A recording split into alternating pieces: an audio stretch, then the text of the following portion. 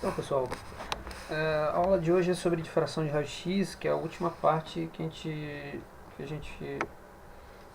tem, né, como, vamos dizer assim, principal tópico da introdução à estrutura cristalina, né, como a gente já vem falando aí nessas últimas semanas, que é um tópico super importante e é o principal, né, na nossa primeira análise, né, primeiro estudo sobre ciência dos materiais, tá? Claro que tem a parte de ligações químicas, tem toda, todo, todo o entendimento, né, da formação, vamos dizer assim, com a análise, partindo da análise química, né, da afinidade eletrônica e tudo mais, que a gente sabe que existe, mas o entendimento dos materiais como uma estrutura ordenada, né, ela é, vamos dizer assim, é a parte principal do estudo de ciências materiais, né? Porque ela vai dar base para toda uma série de compreensões com relação aos defeitos cristalinos, que já é a próxima matéria, né? Defeitos e propriedades dos materiais. Bom, então, para a gente fechar, vamos dizer assim, né, o entendimento e a compreensão das estruturas cristalinas, a gente precisa falar muito bem a respeito da principal ferramenta, né, vamos dizer assim, principal técnica, né, empregada na análise e na determinação, caracterização, como a gente fala, né, das estruturas, né, que é a difração de raio-x, né, a mais famosa, e ela é aquela que mudou, né, o rumo da ciência dos materiais, certo? A gente já vinha falando sobre a... Pessoal, todo mundo me ouve bem aí? Tudo ok? Ah, tá. Obrigado. Ok. Então, a gente já vinha falando a respeito do ordenamento dos materiais, né? As estruturas cúbicas, tetragonais, as HCs, né? A honeycomb lá, né? A hexagonal compacta. E todas essas estruturas, elas possuem ordenamento, né? E, claro, né? São estruturas que possuem ligações, né? Como a gente viu, né? A ferrita, né? O ferro alfa, né? Que é uma estrutura envolvendo ferro-carbono, né? Com um determinado ordenamento, aí depois de certa temperatura, né? O ferro alfa, que é cúbica de corpo centrado, ela muda, né? Ela muda para uma estrutura CFC, porém, o que a gente viu? Que ela muda a forma, né, a estrutura, então ela passa de cúbica de corpo centrado, né, em temperatura ambiente, para cúbica de face centrada, a uma temperatura mais elevada, e depois sofre outras mudanças, né, durante essa variação de temperatura. O que isso quer dizer, na verdade? Que então os materiais eles possuem uma determinada alotropia, né, para determinada faixa, né, de temperatura, de condições, né, de temperatura e pressão, não é verdade? Então, de certa forma, a gente entende, né, que os materiais eles vão serem ordenados, né, a partir de certas diretrizes, né, físicas e químicas que eles podem apresentar ao longo dessa faixa aí, né, de como ela se cristalizou, vamos dizer assim, né, se foi a uma temperatura, se foi um rápido resfriamento, se foi sob pressão, enfim, tudo isso caracteriza muito, né, o material como ele está em temperatura ambiente, que a temperatura ambiente é a temperatura de laboratório, né, na faixa de 25 graus aí que a gente pode falar, né? Então olha aí, o polimorfismo, né, é uma outra palavra importante na área de materiais. Ela envolve então o fenômeno no qual um sólido, no metálico ou no metálico, a gente está falando agora de materiais em geral, pode apresentar mais de uma estrutura cristalina, dependendo da temperatura e pressão. Então, por exemplo, a sílica, que é o silício, óxido de silício, como quartzo, né, a cristobalita e a tridimita. Então, você pega mesmo um cristal de quartzo, aí pessoal que gosta de estudar rochas, né, a parte geológica, você dentro da mesma estrutura você pode ter vários tipos de cristais, né? Por isso a gente fala polimorfismo. Então, você dentro do mesmo, vamos dizer assim, da mesma peça, né, da mesma rocha, às vezes você pode ter diferentes, né, estruturas, né, como foi mostrado. A sílica pode apresentar também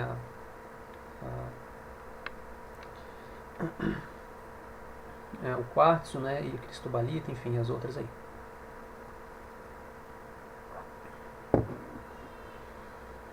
E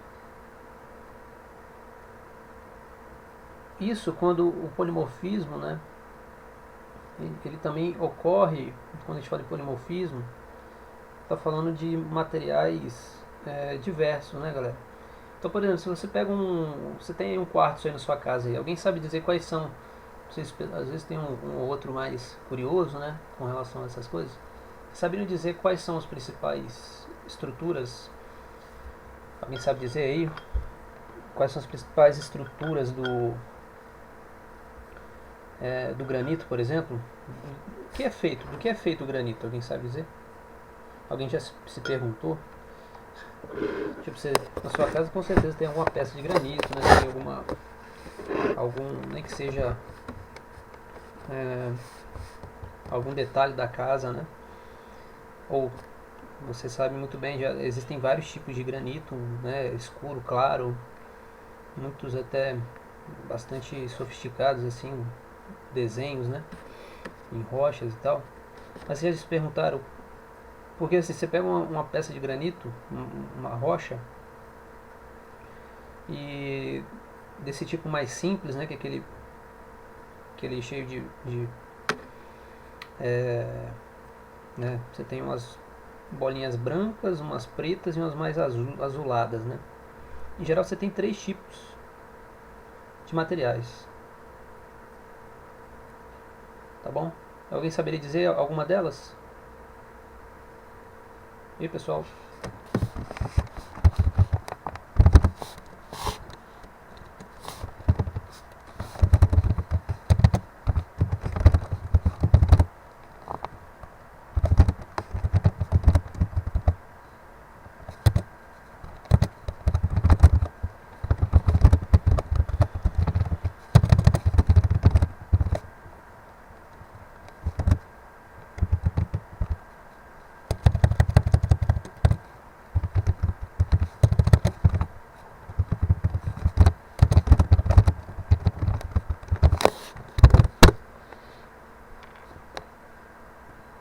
Quais, né?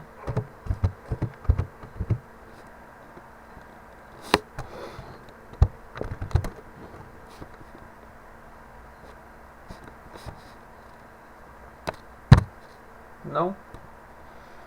Em geral, galera,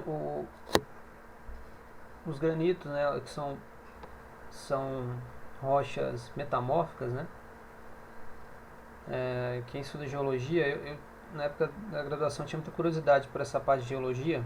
Eu fiz um curso no departamento de geologia. Tem um museu lá com rochas e pedras e tal. Então os principais são rochas metamórficas, rochas sedimentares e vulcânicas, né? Agora já me perdi um pouco nas três. Mas enfim, o granito, a gente está falando do granito, são rochas metamórficas e dentro delas basicamente tem 3 tipos de rochas, né? 3 tipos de minerais, né? Como a gente diz, na verdade. Estou me lembrando das palavras aqui. E isso é importante eu explicar para essa parte de alotropia e polimorfismo, porque realmente é um exemplo que vocês vão olhar agora e é muito macroscópico, assim, você consegue enxergar, entendeu? Todas essas estruturazinhas aqui, esses pontinhos que você vê lá no granito é mais realçado, né? Até muito mais do que mármore, muito mais do que, enfim.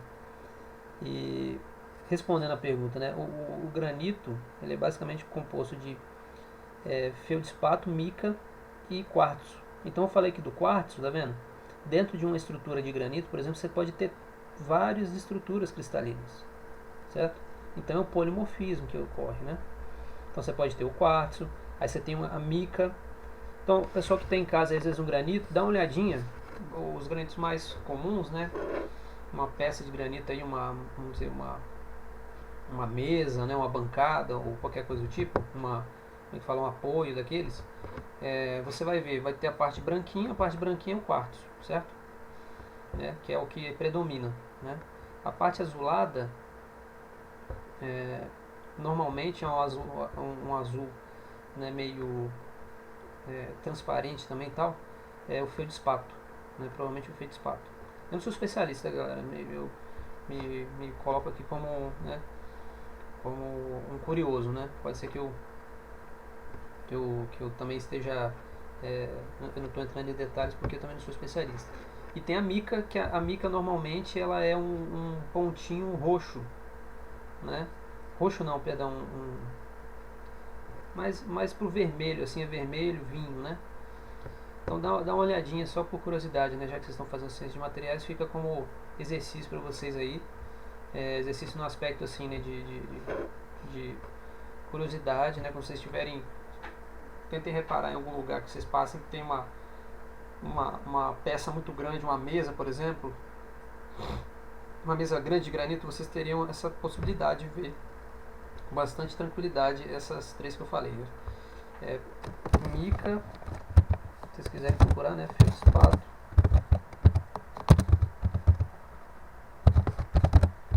e o famoso quartzo, né? Quartzo a gente sabe,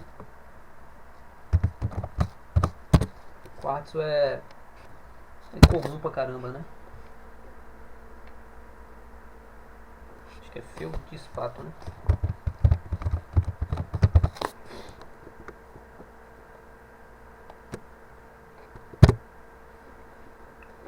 Certo?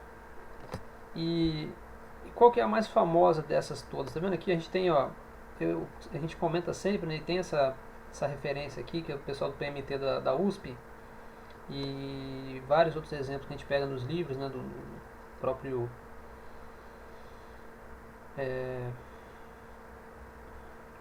livro do Callister, né? Que mostra bem essa situação envolvendo a alotropia do carbono, né? Então você tem a estrutura de diamante, que é altamente ordenada e, né, a coerência das posições na estrutura cristalina são bastante interessantes, né, com relação à dureza, né, todas as propriedades dos materiais que a gente conhece que são, né, importantíssimas para a formação, né, do diamante aí, dando valor, né, a cada, né, peça dessa de diamante tem um valor, né, bastante especial, sendo o grafite de camadas, tá vendo? Camadas né, onde você tem claramente uma formação HC, né, em, em certos planos, né, mostrando então que o plano entre né, uma camada, né, um plano e outro, né, você tem uma diferença aqui de ordenamento, tá certo?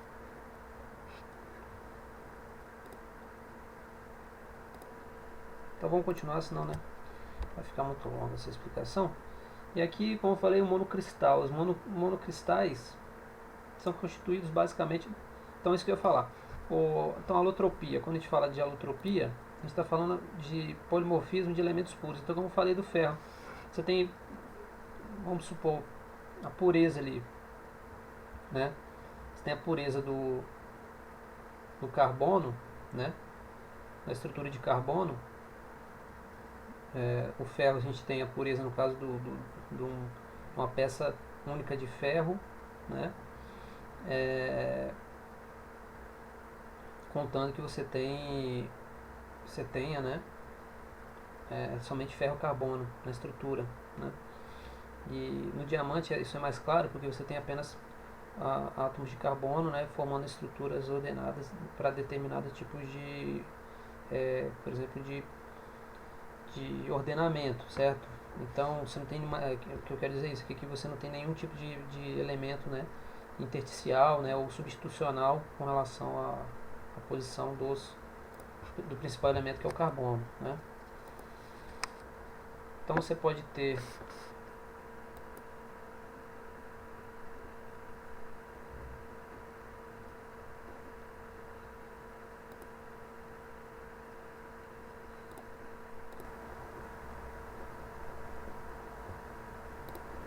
então olha aí, só para mostrar para vocês.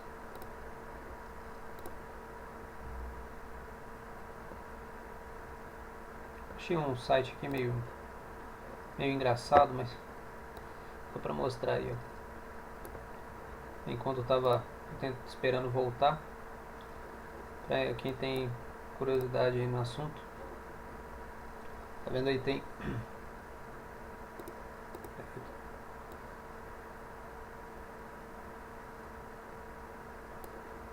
então uma peça de granito, como eu falei com vocês, ó, tem aí o quartzo, tá vendo, ó?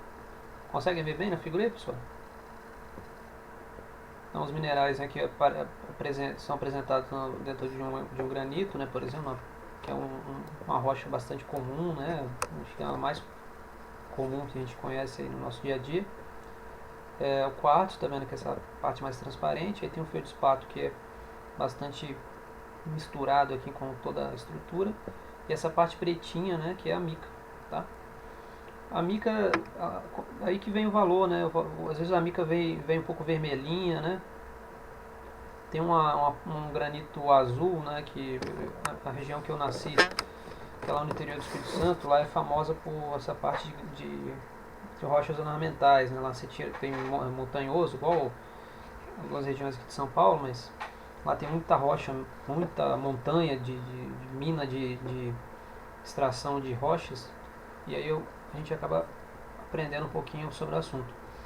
E às vezes, se você acha um granito com essa mica vermelha, por exemplo, roxa, vinho, né, tem uma chamada granada, né? Assim, você sai de R$ 100 um metro quadrado da peça, né, de granito para 1.000, entendeu? Então o valor econômico é interessante nesse aspecto, tá, galera? Só para mostrar aí que, para dar um pouco de exemplo, né, para vocês nessa parte que, lembrando que ciências materiais não é só a parte científica, né? Quando você aprofunda um pouco mais, quem gosta do assunto, né, e quem, não sei se tem no nome de vocês a parte de os engenheiros de materiais, envolve muito a parte econômica, né? A viabilização de seleção de materiais, tá bom? Já falei isso em aula também, né? Então olha só, os monocristais são constituídos apenas de um único cristal em toda a extensão do material, certo? Né? E já os policristais, né, constituídos de vários cristais ou grãos, cada um deles com diferentes orientações espaciais. Então olha só, na hora da gente caracterizar, né, os materiais, isso vai ser muito importante, tá? Você precisa conhecer também, né, qual é o tipo de material que você tem em mãos. Se ele for um monocristal, né, ou seja, se você vai ter um ordenamento, né, único, né, ele vai ter um tipo de análise, né, de raio-x, vamos supor, né, de caracterização. Se for um policristal, você vai ter que ajustar a sua técnica para esse tipo de análise, né? Sem falar que quando você tem, então, determinados materiais policristalinos, né, ou mesmo monocristais, podem ocorrer, né, os chamados contornos de grão, que são regiões separadas separando cristais de diferentes orientações em um material policristalino. Como eu falei, claro, um material monocristalino, né, é como se fosse algo muito perfeito, né, mas é óbvio que é possível que você tenha, né, a separação entre quando acaba um monocristal e começa outro monocristal. Mas assim, a gente exemplifica, né, e aplica melhor essa análise dos contornos, né, de grão, quando você tem, por exemplo, um grão com determinada característica, né, cristalina. Vamos supor eu falei, né, eu dei exemplo na aula, né, que é a ferrita e a austenita, né, a ferrita é CCC e a austenita CFC. Aí você tem aqui uma peça, né, um tipo de região do material, você tem essa contornos, né? Você tem que ter um contorno na região de transição ali. Então vamos lá, vamos iniciar então o entendimento de fração de raio-x. O pessoal já deve ter ouvido falar de raio-x, certo? Todos vocês, né? Todo mundo já tirou radiografia, não é verdade, galera? Quer dizer, todo mundo assim, né? Tomara que vocês não precisem tirar radiografia, né? Quem ainda não precisou, que nunca tirou lá uma radiografia do tórax, né? Pra ver se está gripado. Agora esse negócio mesmo de coronavírus, né? Eu estava vendo que um dos principais problemas do coronavírus é que a radiografia ela não mostrava nada, né? Então inicialmente a pessoa ia lá, tô tossindo muito, tô com falta de ar, não sei o que, tô sei lá, congestionado, tô com febre, uma tosse seca, ia lá, fazia a radiografia, né? Entrava lá na máquina, né? Deitava naquela máquina, naquela mesa gelada pra caramba, né? Costuma ser um lugar meio tudo fechado, né? Aquelas coisas, tem uma placa de aço e tal. A pessoa tira, né, a radiografia e não vê nada. Então esse que era o principal problema do coronavírus no início aí, para quem acompanhou um pouco das conversas, né, dos médicos aí, né, que o tempo todo o pessoal fala disso,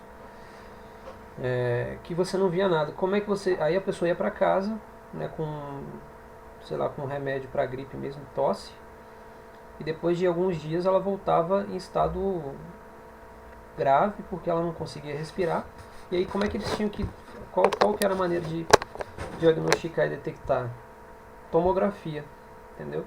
Tomografia, que é uma técnica mais precisa, né? Então a radiografia ela te dá, então às vezes uma certa precisão, mas aqui hoje a gente não vai falar de radiografia, né? Quem estuda essa parte de radiografia aí é mais voltada para a área de física médica, né? Mais voltada para medicina nuclear também, né? Que tem uma análise mais envolvendo radiodiagnóstico, né? Que eles falam, radiologia, né? E aí envolve a parte de raio-x, mas não é desse raio-x que nós vamos falar de difração de raio-x. Então, principal da aula de hoje, galera, diferenciar isso, tá? Uma coisa é difração de raio-x, que é uma técnica de análise de materiais. Bom, outra coisa é radiografia, né? E radiologia. Então, raio-x lá. Tanto que se vocês, por exemplo, se eu pedisse a vocês para fazer uma pesquisa aí, um trabalhinho envolvendo difração de raio-x, eu tenho certeza que muitos de vocês e a primeira coisa que escrever no Google, né? Técnica de raio-x ou raio-x. Aí ia aparecer um monte, assim, o que mais tem na verdade na literatura, basicamente principal, é a parte de médica, né? A parte médica de análise de raio-x, que é a principal. É o que, né, iniciou a revolução aí, né, tanto na medicina quanto em vários aspectos da ciência, né, principalmente para diagnóstico. Então vamos diferenciar isso. Então difração de raio-x é uma técnica, certo? Uma técnica aplicada nessa difração. Não sei se o pessoal também em física, se vocês estudaram às vezes no ensino médio ou mesmo na faculdade, existe na parte de estudo de onda eletromagnética e de lentes, né, de ondas também, né, a gente tem a refração, né, as interferências, né, construtivas e destrutivas, tá? E dentre essas características da luz de interagir com determinadas, no caso, determinadas regiões, então a luz, dependendo como ela passa, né, por determinadas frestas, certo? Ela tem uma relação, o pessoal deve lembrar disso, ela tem uma relação com o comprimento de onda, né? O comprimento de onda, a oscilação que ocorre dessa luz, vamos supor, né, ou dessa onda, né, ou seja, a distância entre né, um ponto e outro, né, tendo aí vales, né, picos e vales, né, são, deixa eu até desenhar aqui, né, que eu já ajudo, né, obviamente. Então, dependendo se você tem um comprimento de onda, né, entre, né, um ponto e outro, né, vou colocar outro pico aqui. Então a gente tem, por exemplo, entre dois picos, né, a gente lembra disso, que a gente tem então o comprimento de onda, lambda. Vamos supor que essa distância aqui seja uma distância, né, esse lambda seja da ordem de 1 nanômetro, né, 10 a menos 9, certo? Então, esse comprimento de onda, se você tiver, dependendo se você tiver uma luz, né, que passa por uma região, um determinado material aqui, né, que tenha vamos dizer assim, frestas, né, ou buraquinhos mesmo, né, da ordem. Então essa lâmpada aqui que está enviando essa, né, vamos supor aqui, vamos pensar no laser, né, mesmo. Quando eu passo por essas frestas, ela vai sofrer o que? Um desvio, tá, pessoal? Um desvio. E esse desvio ele só vai acontecer, e ele vai acontecer às vezes de maneira ordenada, ou seja, com um ângulo fixo, né? Um ângulo coerente com relação a esse laser, com a intensidade desse laser ou com a característica dele. Então essa relação que ocorre do desvio da luz para esse tipo de, né, onda, né, esse desvio que ocorre, ele é chamado de difração de raio-x, é chamado de difração, né? Se for um raio-x, então vai ser dado como difração de raio-x. Então o que ocorre é como se fosse então a gente pode pensar nisso como uma espécie, né, de refração, né? Mas vou tentar explicar. É porque o fenômeno da difração ela ocorre basicamente para ondas eletromagnéticas, tá? Então a gente não pode extrapolar para todos os fenômenos, né, ondulatórios. Então por isso que é difícil, é meio grosseiro eu falar em comparação, mas esse que ocorre então a partir desse desvio, né, da luz, né? E claro, galera, cada pontinho desse aqui, ele tem que ser, né, para que ocorra mesmo essa transmissão da luz, a luz ela vai passar, né? A gente sabe bem disso, né? Para ela passar de um lado para o outro, tem que ter uma fresta aqui, né? Então olha só, vamos pensar assim, se fosse uma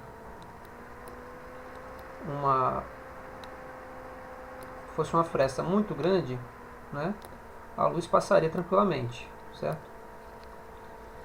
Se fosse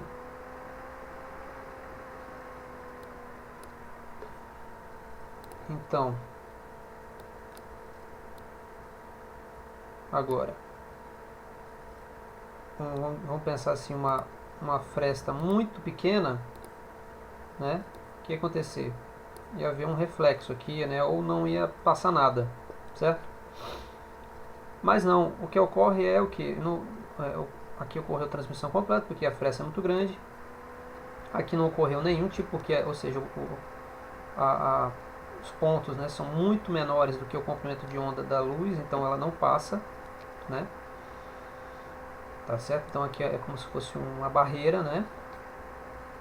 Agora, quando a fresta é da ordem, né? Algumas frestas são da ordem, né, do comprimento de onda da luz, vão ocorrer, então, interferências, certo? A luz ela vai passar e ela vai, em alguns momentos, pessoal, em alguns momentos, né, existe um experimento chamado interferômetro de Michelson-Morley, né, em que quando você coloca um conjunto de frestas aqui num laser, você vai ter franjas, né, você vai formar interferências construtivas e destrutivas. Então a parte vermelha é interferência construtiva e aqui né, a parte branca é interferência destrutiva, né, devido a essa transmissão da luz por esse anteparo aqui que tem frestas na ordem de grandeza do comprimento de onda da luz. Então olha só, né, vamos seguir, não estou parando muito. A determinação da estrutura cristalina, né, por difração de raio-x é uma técnica conhecida desde o início do século, mas com limitações práticas que foram sendo superadas a partir da década de 50, quando o problema teórico da obtenção de fases a partir da radiação espalhada por um cristal começou a ser compreendido pelos cristalógrafos. Então gravem essa outra palavrinha aqui, ó, cristalografia. Os cristalógrafos. Então quem estuda e se aprofunda nessa ciência de caracterização de estruturas, né, a partir da difração de raio-x, basicamente, é chamado de cristalógrafo. Tá? Então, a partir da década de 50 foram, né, se desenvolvendo novas estruturas. Tá bom?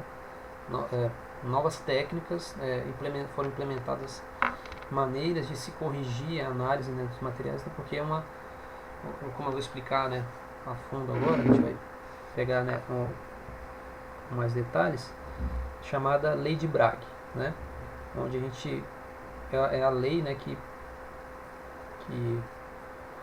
define, né, esse entendimento, né, essa compreensão com relação à difração, ou seja, a passagem da luz, né, por planos cristalográficos. Então olha só, a difração de raio-x, né, é um fenômeno da difração ocorre quando uma onda encontra uma série de obstáculos espaçados regularmente. Então, como eu falei, tem que ter um certo ordenamento ali do tamanho, né, dessas frestas, né, que são capazes de se espalhar, né, ou seja, elas passam e sofrem, né, um espalhamento, quer dizer, uma abertura, né, e 2, o espaçamento entre eles é comparável em magnitude ao comprimento de onda. Tá, pessoal? Foi o que eu falei ali. Então aqui está definindo bem, né, para quem quiser lembrar melhor dessa parte, desse entendimento. Então quando a gente tem ali, deixa eu aumentar um pouco, né, ficou bem ruimzinha essa figura, né, bem embaçada, mas aqui a gente tem amplitude, né, então a gente tem duas ondas que possuem comprimentos de onda, né, idênticos. Então quando a gente faz com que essas duas ondas se encontrem, o que vai acontecer? A gente aprendeu isso em física, né? Quando você tem duas ondas que se encontram em fase, né? Quando elas se encontram em fase, o que vai acontecer? Elas vão somar, né, sua energia, né? Soma a sua intensidade, então dobra a amplitude. Então o pico fica duas vezes maior e o vale também fica duas vezes maior. Então a gente teria então uma interferência construtiva. Quando a gente tem então uma passagem, né, e fora de fase, em que uma onda está vindo de uma direção e a outra onda também, elas sendo elas idênticas, né, também, e elas estão fora de fase, ou seja, elas se encontram, né, E o que acontece? O que é pico, né, encontra com o que é vale, então eles se anulam, e o que é vale encontra o que é pico, né, ou seja, você não vai ter sinal nenhum, né, você vai ter uma interferência destrutiva. Tá certo, pessoal? Tranquilo essa parte, né? Mas isso aqui é super importante. O pessoal tá me ouvindo aí? Tudo bem?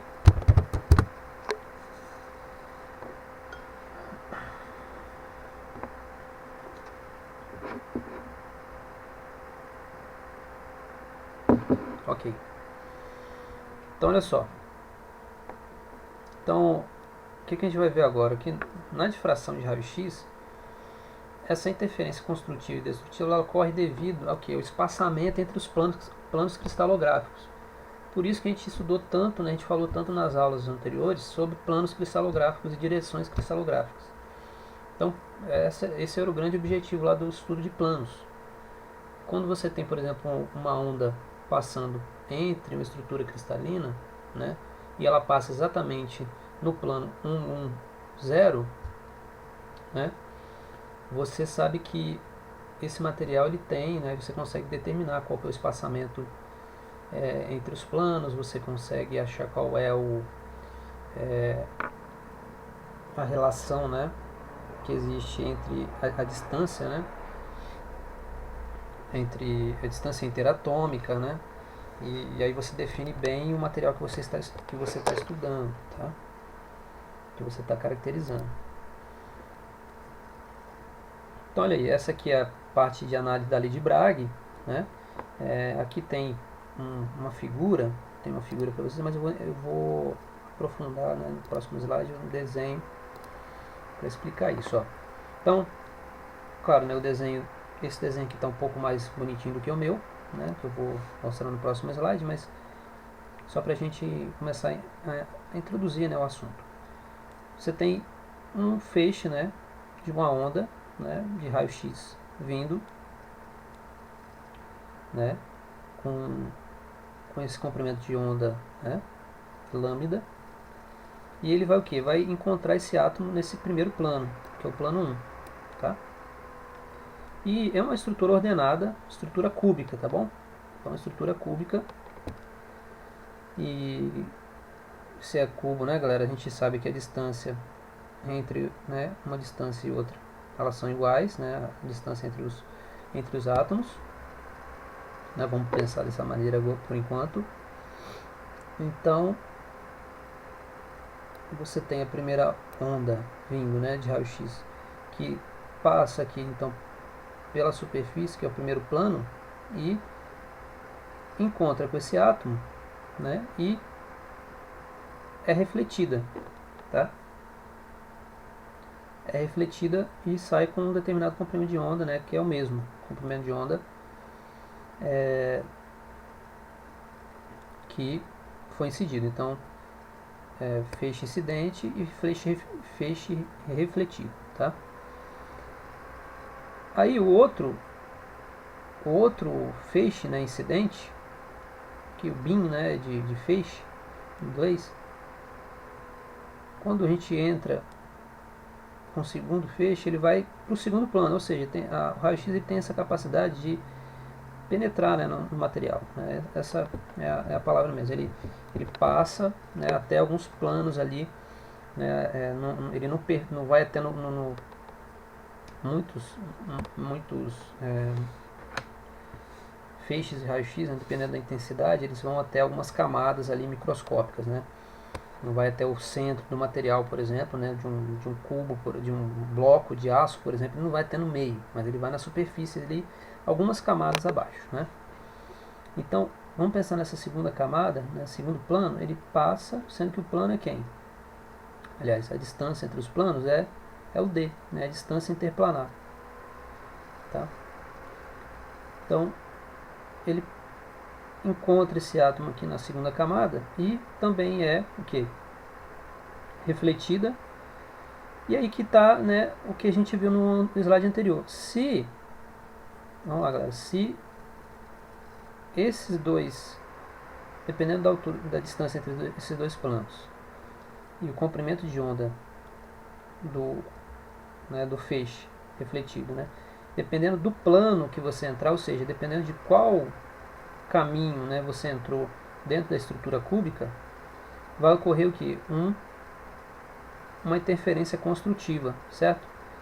Esse feixe aqui, o feixe do plano cristalográfico, do plano 1, vai estar em fase com, aliás, o feixe está em fase, né, eles estão saindo com tá vendo, mesma pulsação, né, vamos dizer, pulso, né, de sinal. Pulsação não é boa palavra, mas o feixe, né, incidente, que eles têm uma coerência com relação ao comprimento de onda e tal, então eles estão em fase. Se eles saírem, né, também, e tiverem o que? Dependendo dessa distância aqui, tiverem uma interferência construtiva, vamos pensar assim, ou seja, eles também saírem, você vai ter então um sinal positivo, né? E aí você vai ter lá na detecção, né, da análise da técnica de raio-x, você vai ter o que a gente chama de um pico, né, de sinal, tá bom?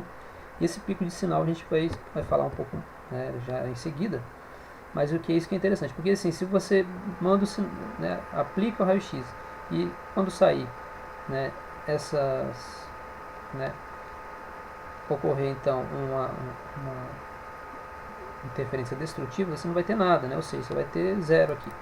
Mas aí se você passa em outro ângulo de novo, né? Outro ângulo de abertura aqui, e tem então um pico de novo, opa, isso ficou errado.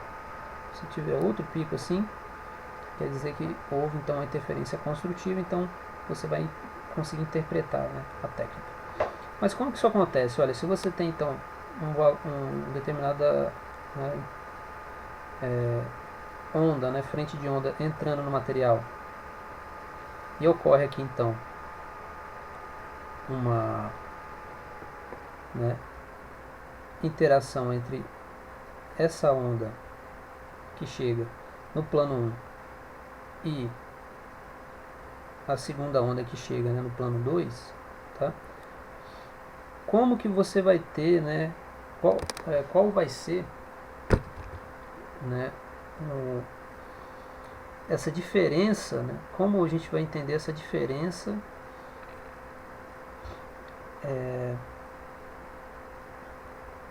que ocorre, né, devido à distância, né, entre os planos, como que a gente vai entender essa relação que ocorre entre a diferença entre a distância percorrida pelo feixe com relação a comprimento de onda, né, do raio-x. Então essa que vai ser a nossa grande questão.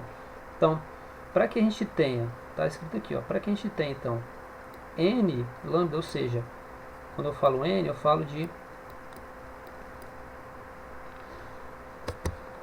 número inteiro, né, galera? 1, 2, por aí vai, né?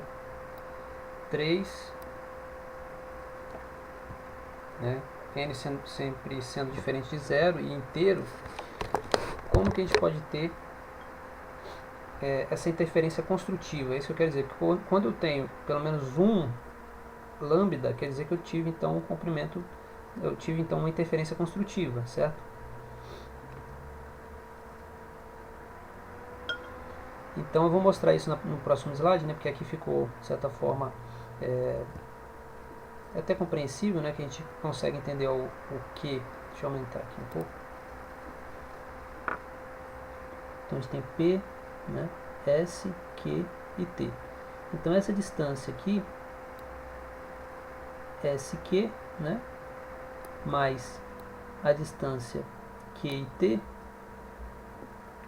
né, são, né, dentro da minha perspectiva geométrica aqui, é exatamente essa diferença, né, que ocorre da distância, né, entre esses dois planos, plano P1 e plano P2.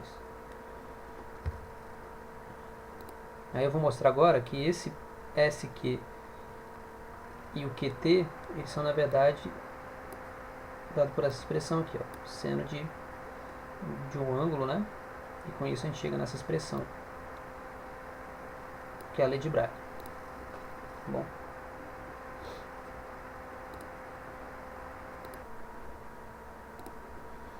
Então, galera, olha aí. Esse aqui é um desenho, né, que eu preferi fazer para ficar mais claro, ficar mais compreensível, que é a gente definindo a lei de Bragg, né, como isso ocorre. Então, aqui é uma fonte de raio-x, certo? Aqui o comprimento de onda não ficou muito legalzinho, né? Mas vamos pensar o seguinte, aqui a gente tem que o comprimento de onda, né, é lambda, né, uma fonte de raio-x, e essa fonte de raio-x, galera, ela entra, então, como a gente mostrou ali no slide anterior, essa primeira vai encontrar, né, o primeiro plano P1, né, e essa outra onda, né, esse outro feixe aqui, né, quer dizer, é o mesmo feixe, né, mas aí você tem uma frente de onda chegando no plano P1 e outra, né, elas em fase, elas vão encontrar, né, simultaneamente o plano P1 e o plano P2, tá bom? Sendo que a distância entre o plano P1 e P2 é DHKL, né, ou seja, é a distância interplanar, sendo H, K e L exatamente quem? As direções, né, cristalográficas que a gente viu lá nas últimas aulas, tá? Direção de 1, né, de x, y, z, caso, né, que a gente viu lá nos planos, dos planos. Então, olha só, o primeiro feixe ele entra, né, com o ângulo θ, né, e o feixe incidente entra com o ângulo θ e sai com o mesmo ângulo, certo? Mesmo ângulo θ. E como eu falei, simultaneamente ocorre também que para o plano P2, essa mesma fonte de raio-x, ela penetra até o plano P2 e entra também com o ângulo, né, θ, tá? E também sai, né, com o ângulo θ aqui, para essa mesma característica. Então você tem a mesma onda, né, de onda eletromagnética, né, o mesmo raio-x passando pelo primeiro plano, né, encontrando com esse átomo nessa posição, e essa outra onda também passa, só que entra o que? Até o plano P2, né, só que ocorre o que? Uma diferença, né, ocorre então uma diferença, uma distância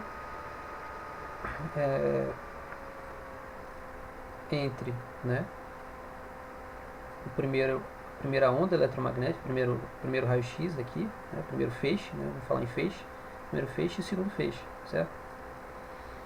Devido a essa distância, que é a distância DHKL, né, a distância interplanar, né, e ela sai, os dois feixes saem, né, novamente no material, que seria então o feixe refletido aí.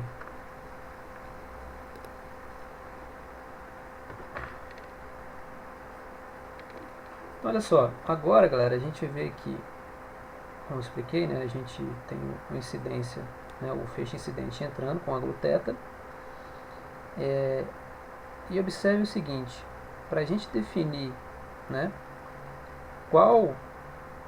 observe comigo, agora precisa de um pouco do aspecto geométrico, né, que define o seguinte, qual vai ser, como a gente define, ou como a gente acha essa diferença de fase, essa distância, né, essa diferença de espaço percorrido, né, pelo feixe do plano 2 com relação ao plano 1, né? Porque olha só, o feixe incidente no plano 1 bateu aqui e refletiu, beleza. Agora, se eu tenho um outro feixe que passou né, que penetrou pela estrutura do material até o plano P2, refletiu, e aí a gente teve a coincidência, né, de ter uma interferência construtiva, né, essa que é a grande questão, né, isso vai acontecer somente porque eu tive, né, uma distância aqui para uma certa distância, né, uma certa diferença, vamos dizer assim, única, né. Então isso não vai acontecer várias vezes, vai acontecer apenas assim, quando eu tenho certa diferença de distância percorrida, né, que é uma distância, é uma diferença padrão, né, vamos dizer assim. Então, vamos supor que se eu tirar, né, vamos pensar assim, vamos pegar essa distância aqui. Deixa eu tentar desenhar assim. Se eu pegar essa distância aqui, né, e coloco ela sobre esse mesmo feixe, e essa aqui também sobre esse mesmo feixe, certo? Coloco eles desse jeito, ou seja, e trago esse feixe aqui para o primeiro plano, a gente vai observar o quê? Que a partir desse ponto, ó, exatamente desse ponto, eu tenho que eles percorrem exatamente, né? Que eles estão a partir desse ponto aqui, eles percorrem a mesma distância. Então a diferença entre, né, esses dois percursos, né, feitos pelo raio-x, é exatamente dado que por esse trecho aqui, né, x,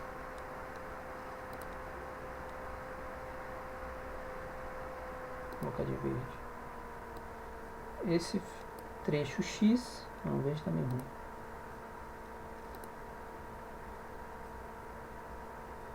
vou colocar de preto. Esse trecho x, canetinha meio ruim, vou colocar esse aqui. Então esse trecho x aqui mais esse trecho y, todo mundo concorda? Então, para uma diferença de percurso, né, percorrido pelo feixe, para que eu tenha um lambda inteiro, ou seja, que eu tenha uma interferência construtiva, né, o que aconteceu agora aqui, né, eu tenho que ter pelo menos essa distância, que é quem? Eu somar x mais y. Quando eu somo x mais y,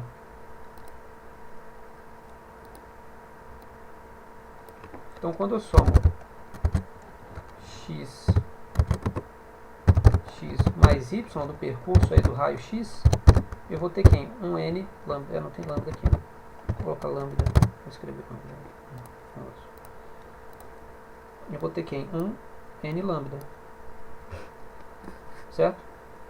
O que eu quero dizer é o seguinte, se esses planos estivessem todos desordenados, eu não teria essa mesma coerência nessa distância, certo? Em que entra o x, vamos supor que aqui o x e o y, de alguma maneira, né?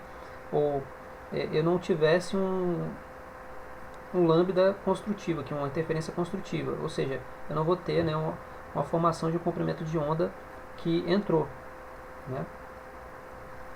Tá certo, pessoal? Vocês entenderam essa diferença de percurso aqui que me gera então um comprimento de onda construtivo? Posso seguir? O raciocínio é um pouco cansativo, mas aí a gente tem que focar aqui porque não é assim algo que você, no estalar de dedos, você enxerga, né? O pessoal tá me ouvindo aí? Oi? Beleza. Então vamos, é claro que a gente vai falar com calma, vou passar exercício para vocês. A gente vai fazer exercício no final da aula, né? A gente já está acabando, assim, essa parte de conta aqui, né? E eu vou passar alguns exercícios e eu também vou passar exercícios para vocês no Canvas né, para vocês treinarem essa parte que é muito importante. Eu ainda me arrisco a dizer que essa é a parte mais importante da matéria de ciência de materiais para quem um dia vier trabalhar na área, né? Só se fala em raio-x, galera. Basicamente você fala muito em raio-x, né, quando estuda ciência de materiais. A área de química usa outras técnicas lá, mas vamos dizer assim, a base continua sendo difração. Então, olha só, vamos entender isso. Ó. Então, quando eu tenho, né, tá aqui somado, né, x mais y, eu tenho comprimento de onda. E quem seria esse x, né? Sabendo que eu tenho aqui o ângulo θ, se a gente faz uma análise, né, dos ângulos, né, nessa estrutura aqui, na distância entre os dois planos, a gente percebe que se eu fizer, né, para a gente caracterizar quem é essa distância x aqui a partir desse ponto, né, que a gente sabe que é o que gera a minha estrutura com n lambda, fazendo então o cateto oposto que é x, né? Então, usando o seno desse ângulo, a gente tem que x, né, é exatamente está relacionado com a hipotenusa d, que é a distância interplanar, certo? Então, a gente observa que esse x, na verdade, né, galera? O x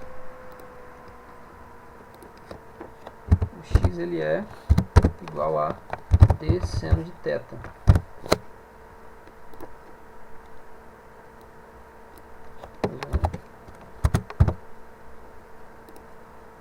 Uma gambiarrinha aqui para mostrar aqui o θ.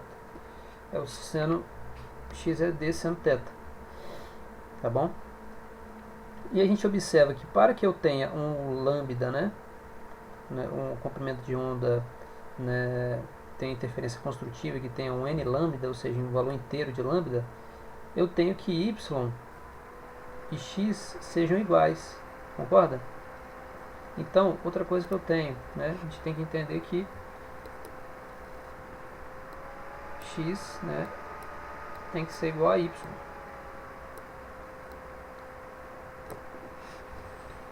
Porque essa distância, né, tem que ser a mesma para uma distância interplanar aqui, né, coerente, e para os feixes em fase, né, a gente tem que eles têm que ser x e y tem que ser igual.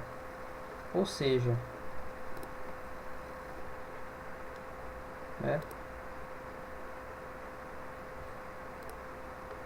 x e y são iguais, né? Portanto, se x é igual a y, né, o que a gente vai ter? Se x é igual a y, a gente vai ter que x mais y vai ser então, né, sendo x igual a d seno θ, vai ser então 2d seno, né, igual a n lambda.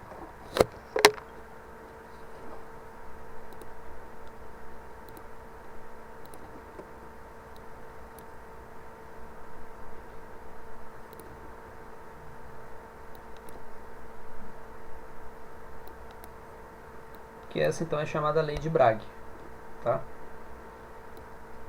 Sendo então o d a distância interplanar, né, o ângulo é o ângulo de entrada aqui, tá certo? E lambda é o comprimento de onda e n é o número inteiro, né, de comprimentos de onda. Tá bom, pessoal? Tudo bem?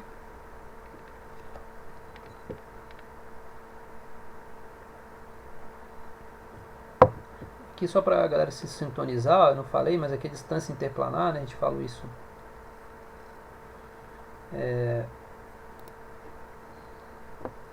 nas aulas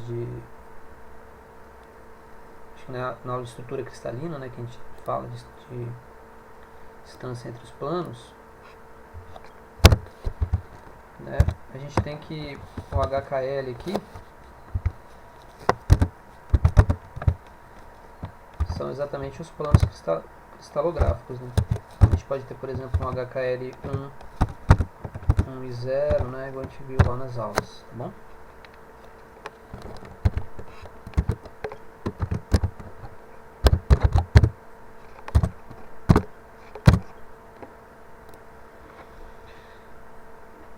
E aqui o A é exatamente a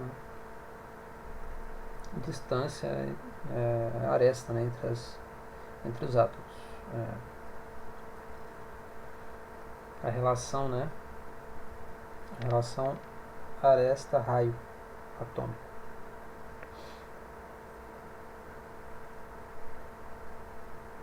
As distâncias interatômicas. Tá bom?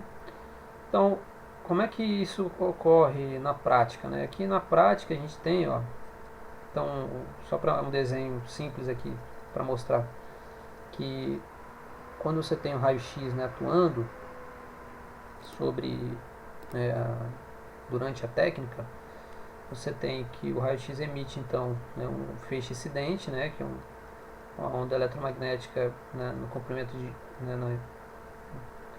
de uma onda eletromagnética, né, na faixa da frequência aí do raio-x, que encontra, né, com o ângulo θ encontra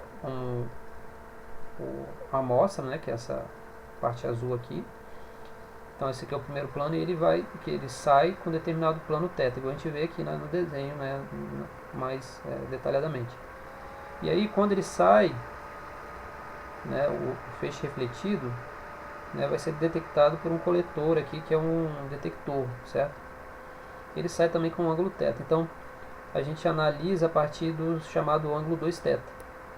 Né? Então a gente tem como caracterizar a partir de, como eu falei, né, dos picos. Então se você tem, por exemplo, um n lambda, quando você tem um n lambda inteiro aqui, você tem um comprimento de onda, uma interferência construtiva, o que vai acontecer?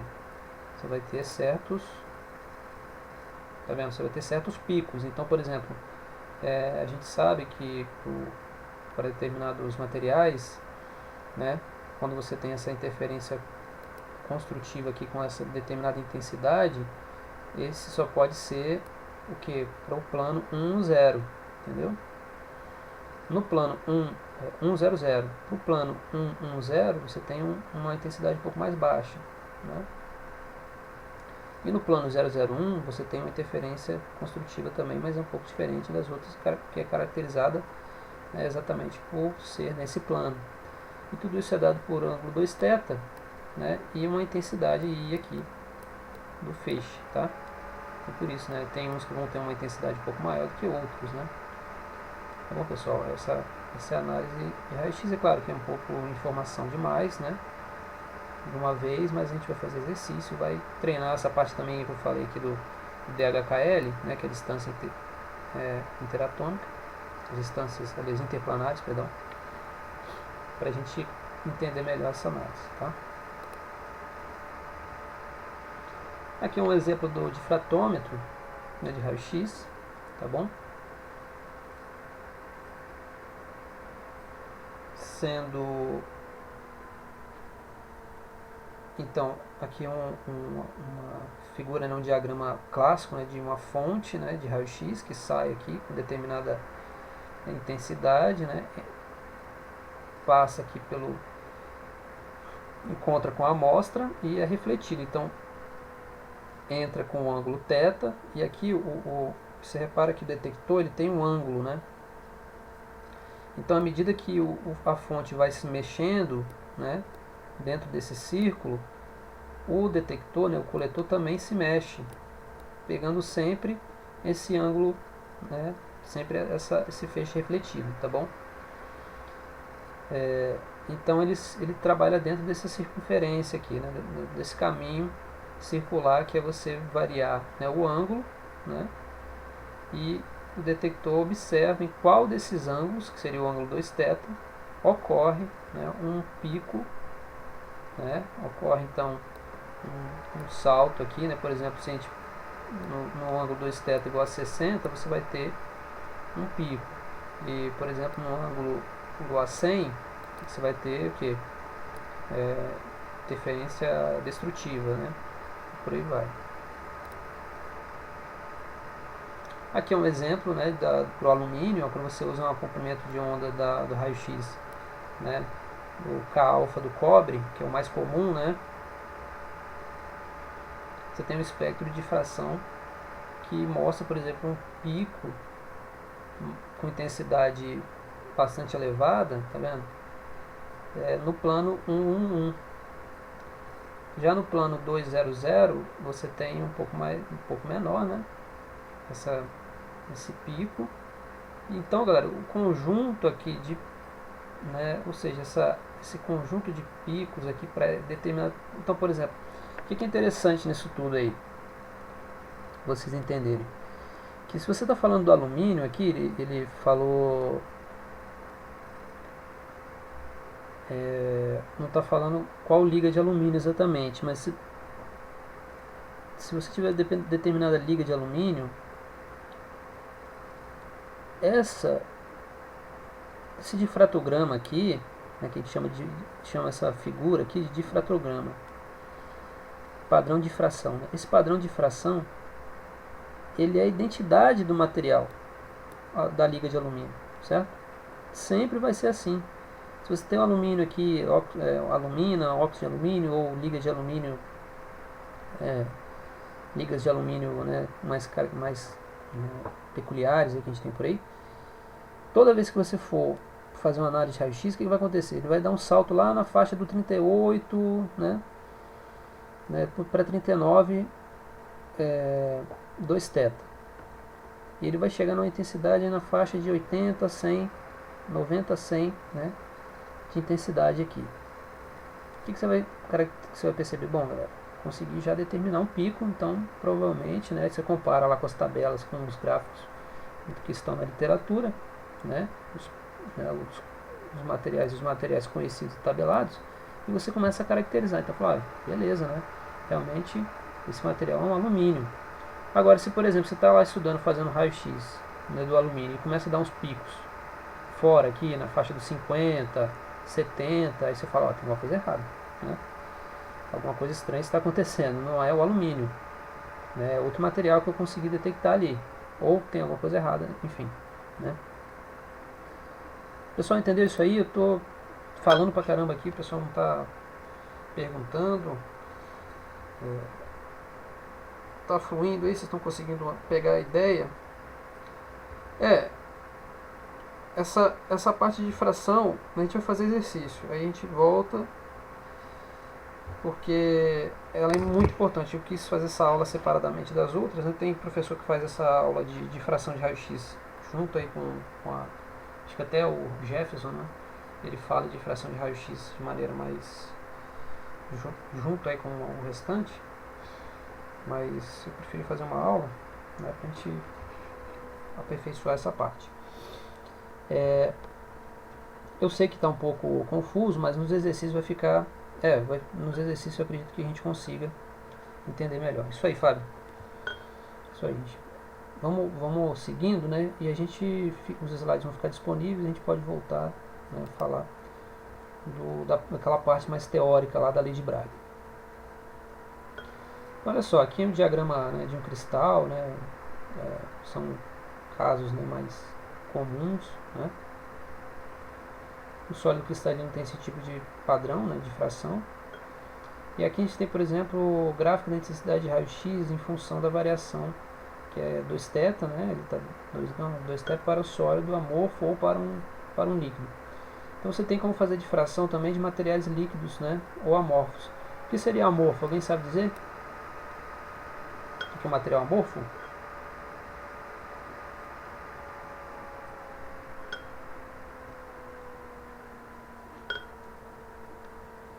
Isso, é um material sem. Isso, é um material sem ordenamento, né, Cíntia e Júlia? Material sem ordenamento. Muito bem. Ele normalmente ele não possui, né, uma estrutura ordenada. Então, também é possível, tá? Obter a difração, só que vai ficar algo bem difícil de compreender, assim. E também é possível fazer difração de para gases, né, monoatômicos. Isso aqui já é a parte mais, né, aprofundada aí da técnica, tá? Tá mostrando que é possível fazer, né, para tanto líquido, gases e materiais amorfos. Aqui, né, para ficar um pouco mais claro aí, né, eu vi que a Júlia se manifestou, falou, professor, tá um pouco confuso isso aí, o Fábio também.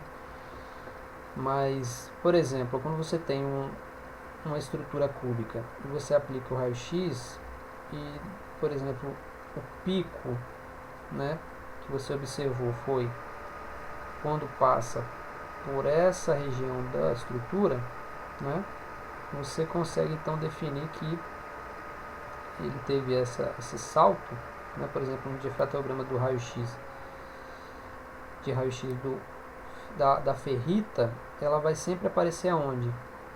Na faixa dos 45, 46, 44, 45, 2 θ aqui, né, o ângulo 45, com intensidade razoável, né, caracterizando o quê? Que essa região possui, para as distâncias já conhecidas, né, a gente sabe que ela vai ter uma interferência construtiva exatamente no plano 1, 1, 0, né. O outro 200 aparece, né, também aparece um pico aqui, né, mas só que menor, com menor intensidade, aonde? Na região 200, né, no ângulo, nesse ângulo aqui de 65 graus, ocorre né, outra interferência construtiva, só de menor intensidade, e depois aqui ocorre, né, para um 211, tá bom? Que é esse outro pico nessa faixa aqui, tá bom, galera?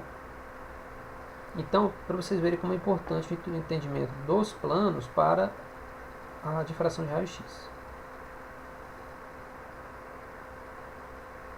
Né? Claro, entendendo os índices de milha, né, associados aos picos de difração. Então, a primeira coisa que a gente vai ver nos exercícios é essa parte da distância interatômica. Estou falando de distância interatômica, distância interplanar, pessoal, perdão, viu? A distância interplanar, AD, né, que a gente vai ver nos exercícios primeiramente, vai ser exatamente lidando com a distância interplanar para estruturas cúbicas, tá bom? A gente viu o inverso disso, né, fica D quadrado ali, né, que é igual a A, né, como A está ao quadrado, e o módulo do vetor, né, dos vetores envolvendo a direção cristalográfica, né, HKL.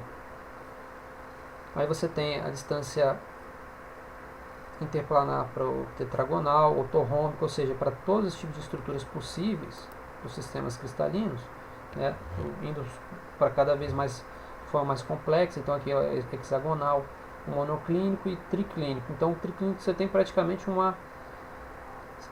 não, você tem aqui uma matriz, né, bastante complexa.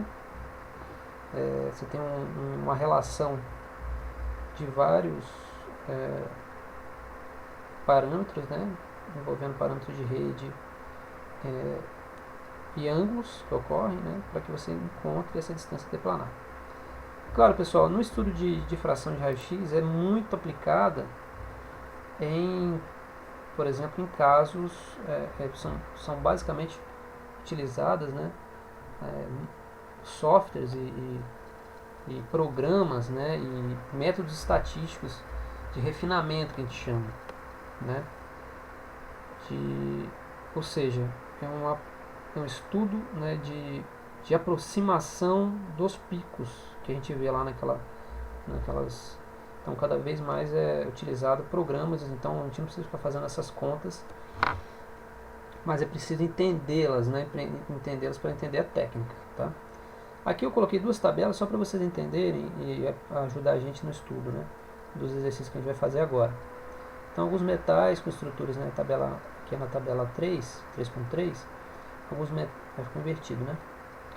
Então, aqui os metais de estruturas CFC, a temperatura ambiente, respectivos parâmetros de rede, raio atômico e razão, né?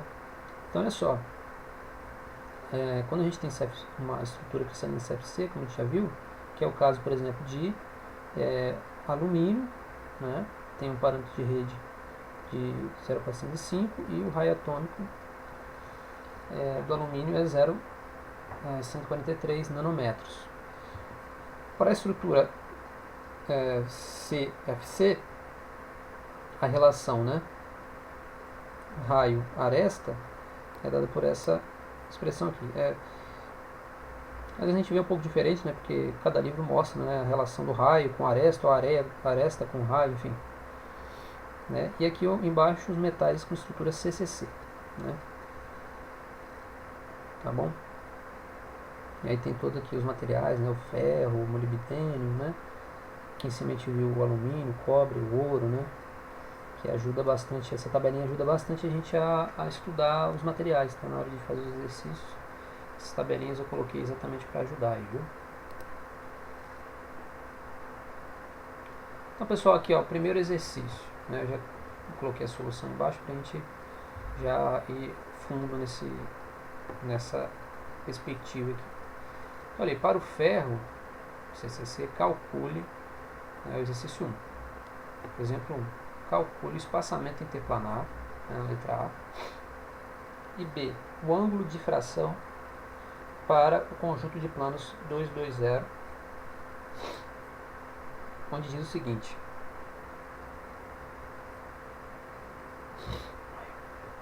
o parâmetro de rede para o ferro é 0,2866 nanômetros. Suponha, né, ainda que seja usado uma radiação monocromática, o comprimento de onda 0,1790 nanômetros e que a ordem de reflexão seja igual a 1.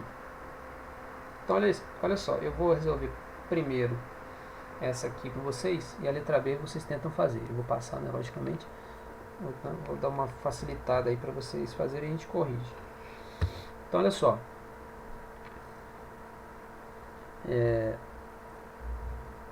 então o que a gente tem, ó? A primeira pergunta é o espaçamento interplanar. O espaçamento interplanar é o DHKL, né? Então a gente tem que ir para uma estrutura cúbica, né, que é do ferro. A gente pode usar essa estrutura, né, essa fórmula, nessa equação da distância interplanar. E ele diz que eu estou falando, ele diz, né, que eu estou analisando aí, eu vou analisar então a distância entre os planos 2, 2, 0. Então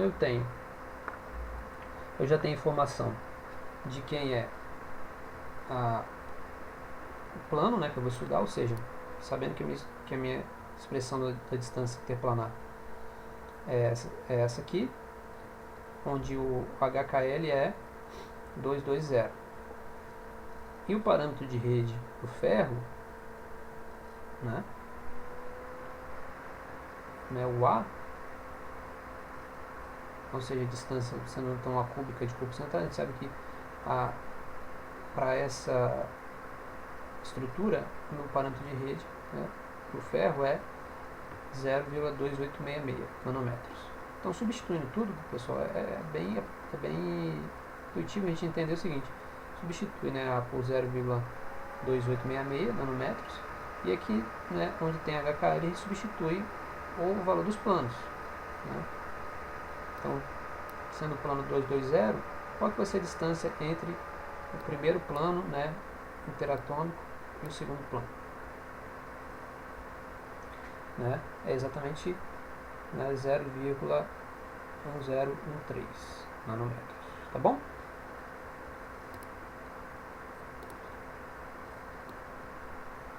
Tá ficando meio longa a aula, hein? Agora para a letra B, pessoal.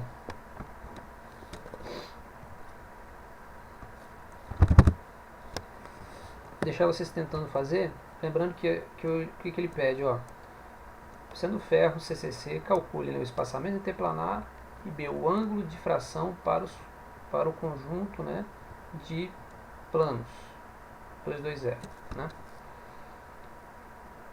Então, o ângulo de difração, lembra que o ângulo de difração vai sair como, ó, 2D, né, que é o DHKL, dependendo de, né, a lei de Bragg, isso aqui, né? Lei de Bragg.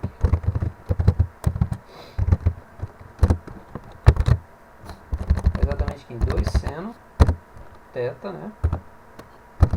Igual a n lambda.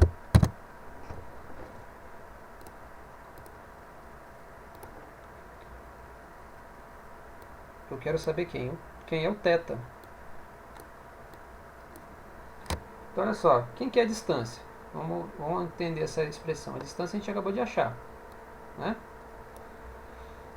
0,1013 nanômetros.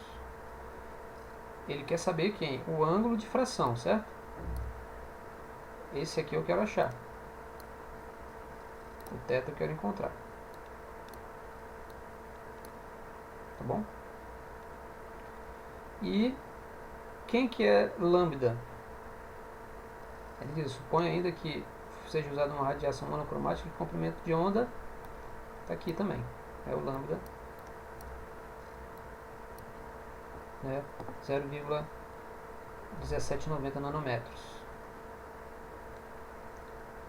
E que a ordem de reflexão seja igual a 1. Ou seja, o n aqui, né, é igual a 1 também.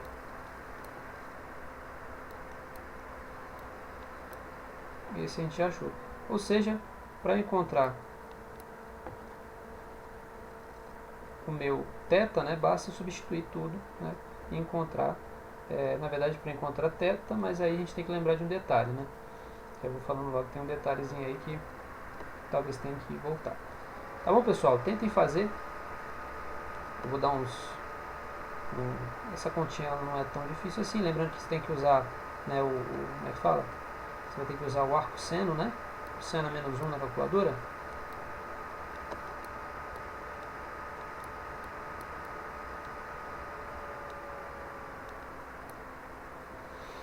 Para achar esse cara, tá bom?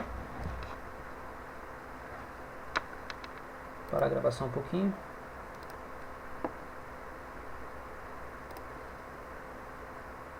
Tem 1h20 de gravação, fora o tempo que a gente ficou conversando.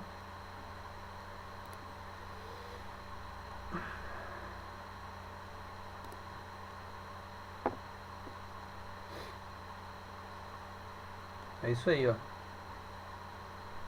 Então, o valor de θ pode ser calculado, né, usando, uma vez que essa é a reflexão da primeira ordem. Então, olha aí. A gente tem a primeira reflexão, né? Então, o seno de θ vai ser n lambda, né, que é uma reflexão vezes o comprimento de onda, né, do feixe monocromático, 2 vezes a distância interplanar, que é 1013 nanômetros. 1013 nanômetros. Que dá, então, um ângulo, dá um valor de 0,884. Aplico o arco seno, né? Na calculadora vai dar 62, não é isso que você achou, Júlia? 62,13. Mas como eu falei, ó, tem essa pegadinha aqui. O ângulo de fração, então se eu falar só do ângulo, θ da lei de Bragg é uma coisa. Agora, tudo bem, não tem problema. Foi às vezes o que você, conforme você usou aí, né, na sua calculadora. Tudo bem. Mas olha só, o ângulo de fração, ó, é sempre chamado de 2θ. Né? Isso é uma convenção, né? Uma forma de a gente se entender aí, certinho, que dá exatamente 2θ, que é 124,26 graus. Tá bom? Pessoal, eu preparei vários exercícios para vocês, hein? Preparei dessa matéria, tá bom? Inclusive, eu preparei no que eu vou postar no Canvas, para não ficar muito extenso hoje, né? Tudo bem? Alguma dúvida ali, pessoal? Eu tô meio passando, porque todo mundo conseguiu aí, Fábio, Daniel.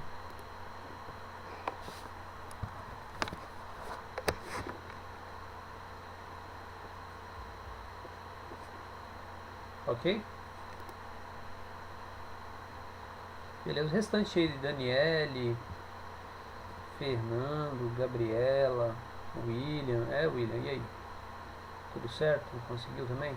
Tranquilo, né? Leandro, Ariane, Johnny. Beleza. Não é tão difícil, vocês estão vendo.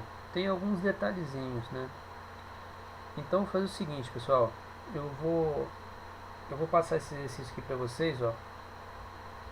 Tentem fazer, né? E aí a gente corrige.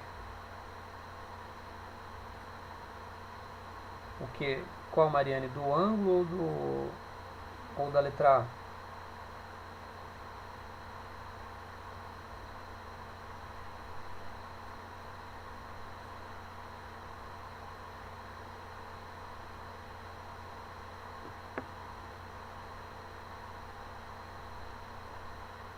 Ué, mas por quê? Talvez é o seguinte, se você não estiver usando todos os números aqui, ó, é que também tem o seguinte, né? Dependendo de como está na calculadora, tem que ver o modo como está na calculadora. Se está em radianos ou se está em graus, tá? Por isso que dá diferença, né? Você tem que ver lá. Na sua calculadora, se for aquela calculadora Casio, né, comum, aquela normal, né?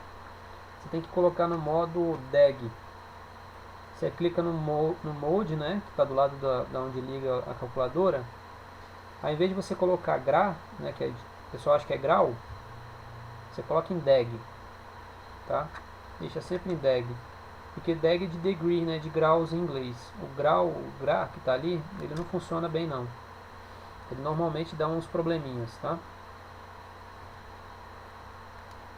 sei se todo mundo já passou por esse problema, né, que às vezes na aula de laboratório que eu trabalho com os outros alunos lá, sempre dá um erro, porque em laboratório é sempre normal isso aí. Então, por exemplo, quando eu uso o DEG aqui na minha calculadora, ou Julia, por exemplo, Julia que falou aí que ela achou outro valor, o meu dá exatamente isso, dá 62, o meu grau aqui, né? O θ dá exatamente 62,128. E aí a gente arredonda para 62,13 graus. Então observem isso, às vezes é alguma forma que vocês estão chegando na calculadora. Mas assim, por exemplo, o valor que a Júlia achou está correto. Eu nunca vou tirar ponto ou vou achar que está errado, né? Obviamente. Já o que a Mariane achou de 68, eu ia colocar uma interrogação do lado, né? Não ia dar errado também, porque você achou um valor muito próximo, mas eu ia colocar uma interrogação perguntando se como você chegou nisso, né? Por que está dando esse valor tão diferente assim, né? Querendo ou não, está dando aí 6 graus de diferença. Tá bom, Mariana? E outra, né? Quando você coloca 68, na hora de você achar o 2θ, vai dar muito mais diferente, né? Na verdade, dá 136 graus, né? Ou seja, você teria faixa de 11, 12, sei lá.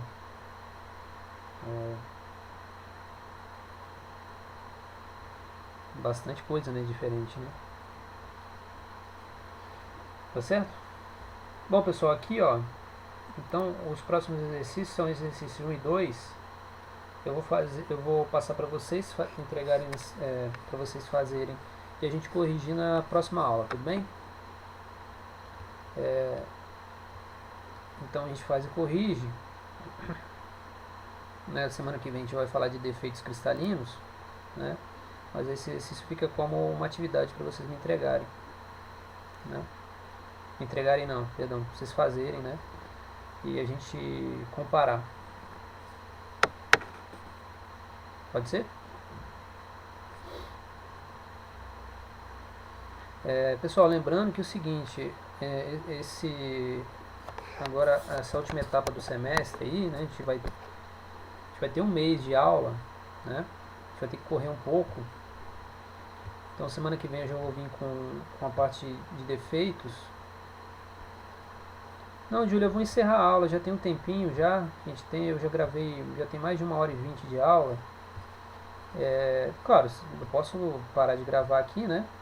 E aí vocês podem fazer, mas acho que não precisa. Vocês podem fazer, tentem fazer e semana que vem a gente corrige, tá? A gente começa por ele, né? A gente vai corrigir na próxima aula, no início. A gente vai corrigir o exercício 1 e 2. E... Não precisa entregar não, William. Não precisa entregar, tá, pessoal? Apenas para vocês, é só exercício mesmo, só para vocês fazerem mesmo. Eu quero que vocês tentem fazer assim, como atividade, né? Atividade aí para semana que vem.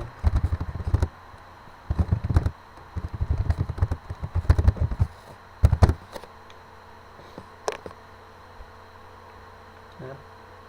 E então, pessoal, aí eu vou passar também, eu já preparei um exercício também de múltipla escolha para vocês, mas eu vou passar na semana que vem, né, com relação a essa parte de raio-x. Vou deixar para semana que vem que é melhor. Vocês façam esses daí, né? E aí semana que vem a gente corrige e eu passo a outra atividade.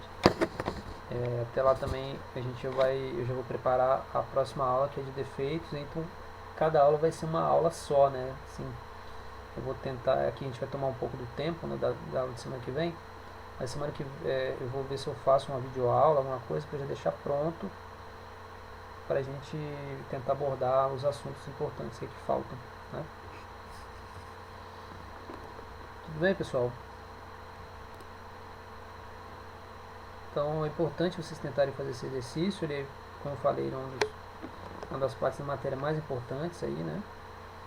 E espero que a gente consiga avançar, né, nesses assuntos, tá bom? Então é isso.